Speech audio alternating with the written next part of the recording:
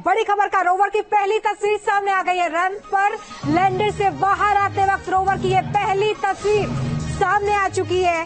भारत का तीसरा moon mission. और ये देखिए, ये वो तस्वीर जो कि सबसे ज्यादा महत्वपूर्ण हो जाती है, क्योंकि 2 घंटे 26 मिनट बाद लैंडर से रोवर बाहर आ चुका है। और ये पहली तस्वीर हम आपको रोवर की दिखा रहे हैं। रोवर जैसे जैसे आगे बढ़ेगा वैसे वैसे चांद के कई राज, कई मिस्ट्रीज सामने आने वाली हैं, जिसको लेकर कई सवाल कई सालों से पूछे जाते रहे। चंद्रयान के विक्रम लैंडर से रोवर प्रज्ञान निकल चुका है, जिसकी पहली तस्वीर इस वक्त आप अपनी टीवी स्क्रीन पर देख रहे हैं। रोवर प्रज्ञान की यह पहली तस्वीर एक्सक्लूसिवली हम आपको दिखा रहे हैं। आप ये समझिए कि किस तरीके से अब ये पूरा मिशन आगे बढ़ रहा है।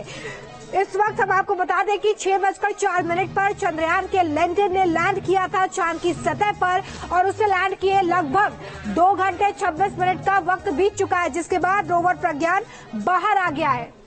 यासिर हमारे साथ इसी खबर पर ज्यादा जानकारी के साथ है। देखिए यासिर, 2 घंटे 26 मिनट से ज्यादा का समय हो चुका है और रोवर की पहली तस्वीर इस वक्त हम अपने दर्शकों को दिखा रहे हैं। जी बिल्कुल, देखिए जिस तरह से इसरो वैज्ञानिकों से पहले ही बताया था कि दो घंटे लग जाएंगे जब तक वो डस्ट जो होता है चंद्रमा की सतह से लैंडर के गिरने से वो पूरी तरह से चंद्रमा की सतह पर बैठ नहीं जाता है, तब तक जो है रोवर को बाहर नहीं निकाला जा सकता। अब वो पूरी तरह से डस्ट बैठ गया है चंद्रमा की सतह पे, लिहाजा जो है अब रोवर को बाहर निकाला जा रहा है और इसके बाद रोवर का पहला चेकअप किया जाएगा कि रोवर ठीक तरह से काम कर रहा है या नहीं। और उसके बाद जो है रोवर तुरंत जो है एक्सपेरिमेंट शुरू करेगा। जो 2 पेलोड्स रोवर पे लगाए गए थे, अल्फा पार्टिकल एक्सरे स्पेक्ट्रोमीटर, जो कि केमिकल कंपोजिशन और मिनरल कंपोजिशन, यानी कि चंद्रमा की सतह पर क्या क्या मिनरल्स है, क्या केमिकल कंपोजिशन है, उसकी जांच करेगा। और दूसरा है लेजर इंड्यूस्ड ब्रेकडाउन स्पेक्ट्रोस्कोप, जो एक लेजर बीम डालेगा और उसके बाद जो है एलिमेंटल कंपोजिशन, यानी कि क्या क्या एलिमेंट्स है, magnesium, silicon, phosphorus, zinc, calcium dioxide, तो वो इसकी जांच करेगा। और जो स्पेक्ट्रोस्कोप लगा हुआ है वहां पर, उससे सारी जानकारी है वो लैंडर में जाएगी और लैंडर से जो है इसरो के बेस सेंटर पे जाएगी। तो ये दोनों काम जो है कुछ ही देर में रोवर शुरू करेगा। अब वो बाहर आ चुका है, कुछ देर बाद जो है पूरा चेकअप हो जाता है पैरामीटर्स का जो रोवर के हैं। वो चेकअप होने के बाद तुरंत जो है ये एक्सपेरिमेंट दोनों शुरू होने वाले हैं। तो साथ है आने वाले दिनों में हमें और पता चल पाएगा चंद्रमा की सतह, खासकर दक्षिणी ध्रुव के बारे में कि क्या है वहां पर चंद्रमा की सतह पर। आपको बता दें कि पहली बार है कि कोई लूनर मिशन जो है, मून मिशन, वो दक्षिणी ध्रुव पर पहुंचा है चंद्रमा के। तो अब जो है और जो राज है चंद्रमा के, उनसे पर्दा उठने वाला है और वो हमारा रोवर प्रज्ञान करने वाला है। बिल्कुल यासिर, देखिए हम भी तस्वीरें जरूर दिखा रहे हैं और ये बता रहे हैं कि किस तरीके से पूरा मिशन आगे बढ़ रहा है। मैं आपसे ये भी समझना चाहूंगी कि रोवर को लेकर अब आगे ये प्रोसेस कैसे बढ़ेगी। ये भी उससे पहले हम अपने दर्शकों को बता दें कि रोवर एक 6 पहियों वाला रोबोट है जो अब चांद की सतह पर आगे बढ़ने वाला है। और यासिर जिस बात का जिक्र कर रहे थे कि कई राज है जो अब सामने आने वाले हैं।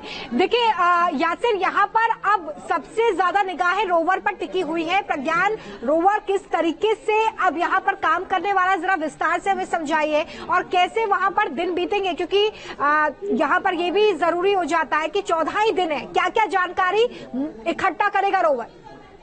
जी बिल्कुल, देखिए अभी जब रोवर बाहर आया है, जैसे पहले पैरामीटर्स चेक होंगे रोवर के, क्या रोवर की कंडीशन में, क्योंकि रोवर पर जो है सोलर पैनल्स लगी है, जिन सोलर पैनल की वजह से ये चार्ज होगा और ये मूवमेंट कर पाएगा।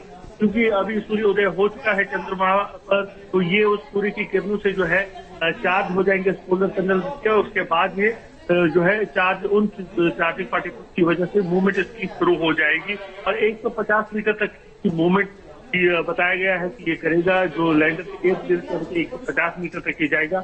अगर हेल्थ कंडीशन अच्छी थी उससे ज्यादा रोवर तो उसे आगे भी जा सकता है। और इस बार जो है रोवर को इस तरह से बनाया गया है कि अगर कहीं पे आगे चढ़ान होगी तो रोवर खुद जो है अपना पास, यानी कि रास्ता जो है वो बदल सकता है वहां पे। उसके बाद जो एक्सपेरिमेंट की मैं बात कर रहा था, 2 पेलोड्स लगे हैं, हम APXS कहते हैं, अल्फा पार्टिकल एक्सरे स्पेक्ट्रोमीटर।